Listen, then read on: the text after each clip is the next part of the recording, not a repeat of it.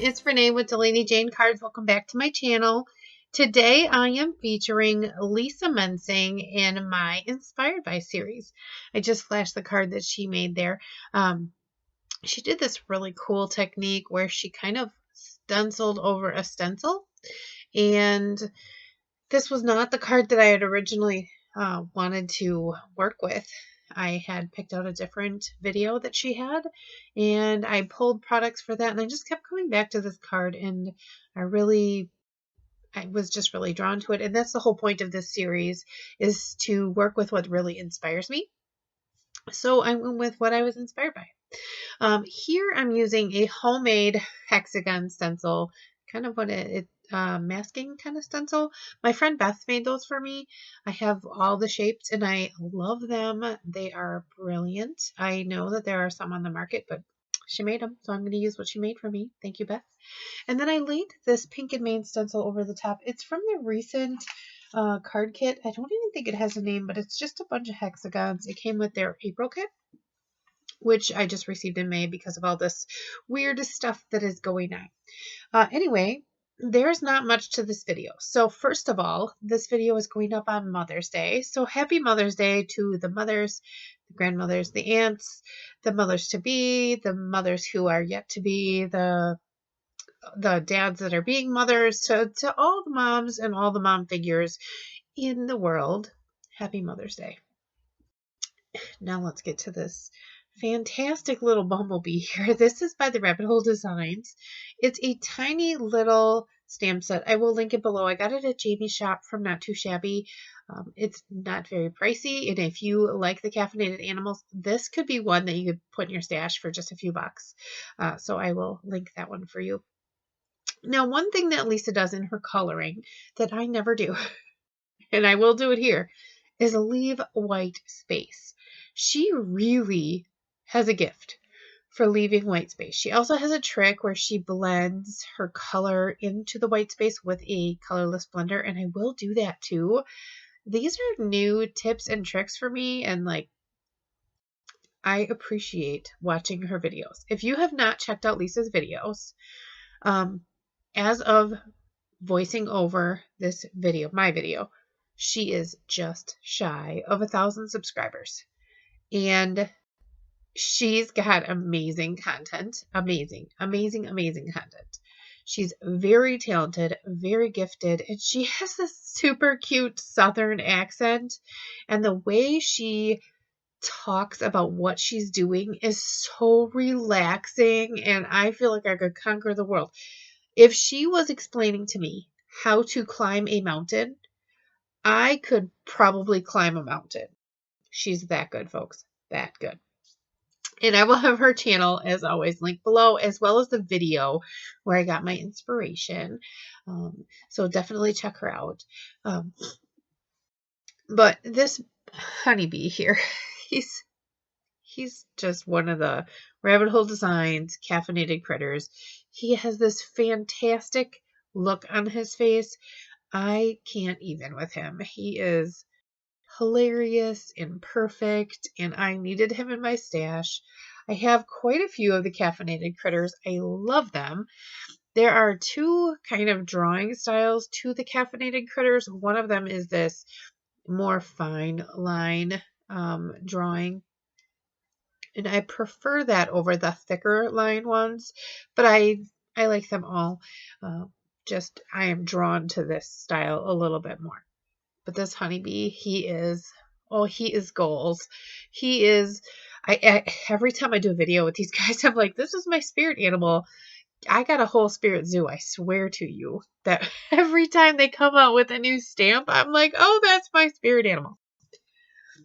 And this is no different. It is my spirit animal 100%. This bumblebee with his bloodshot eye and his giant to him cup of coffee. Oh, here's the little trick that Lisa does.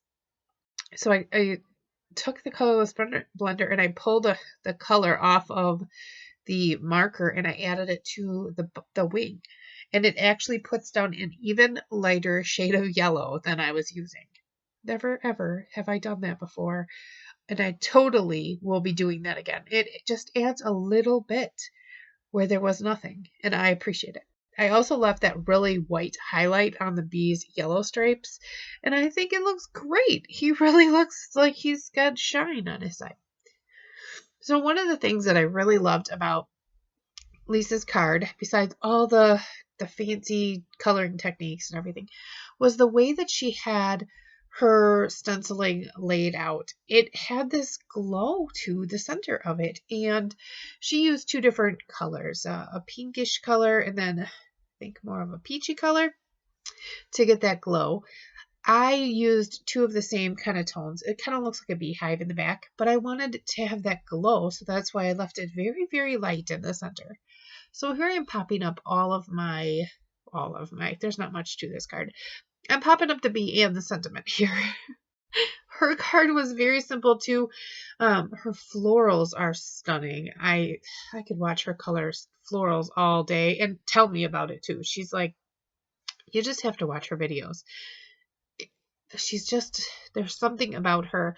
I am so drawn to her videos. I love watching her. She's so very creative and talented, and I'm inspired by every single one of her videos, I think, which is why I had such a hard time. I had picked one video.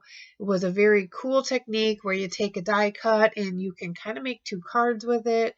And I was totally planning on running down that rabbit hole. And then she had this newer video come out and I watched it and I could not get it out of my head. So this is what I ended up with. There is no florals. There is no pink except for his eye. But this is the card that I was inspired to make. And I'm hoping that you can see where my inspiration came from. I'm hoping that you can see how this inspiration series works. This is the 5th installment of my Inspired by series for 2020, and I'm loving it. I hope that you are too. Here I just added a few of these Simon Says Stamp Sunshine Mix sequins. There's yellow and kind of a clear yellow and clear, and there's different sizes. I just kind of scattered them around on this card front here. And this pick-me-up tool, I don't know, Quick Sticks. I have another one that's called Pick-me-up, I think. It's the same thing. The little pointy end always is bent. I don't know if it's supposed to have stopped a little sooner before it went into the Quick Sticks or not, but I don't know. It's bent. Is yours bent?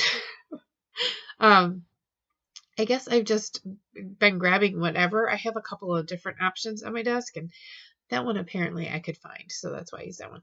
So for the inside, I stamped the little honeybee in gray, and then I just took the stencil with my brush that I used, and I kind of stenciled on a little bit more of that hexagon pattern on the inside. That stencil brush also will blend off the ink that's on the stencil, so that's how I got a little bit of the color. And then I just applied the card front to the card base, and that is my card. I did have a lot of sticky residue from my pixie spray, which I did use for my stencil, so I had to use that eraser thing to get rid of all the stickies and the ooey gooeys. I think it's because that one masking stencil is pretty much all plastic, and I probably didn't wait for it to dry long enough, or I don't know. I'm kind of new at the pixie spray game. What did I do wrong? Anybody got any tips or tricks on the pixie spray? I will take them, because I do find that I like it as a tool, but I don't want to have to wipe off all of the gooeys when I'm done. So I added a little bit of white gel pen here, and I did add black gel pen to the iris of the bee's eye, and then I did put glossy accents over the top, and then I added shimmer pen over the wings. So here's Lisa's card again, so you can get a good idea of where I got the inspiration from and where I went with it. I'd love to know if you're enjoying this series. Do you like this kind of stuff where somebody gets a shout out that says, hey, I was really inspired by what you made, and it made me want to make this project? So as I always say, thank you for stopping by, and give cards generously. Bye.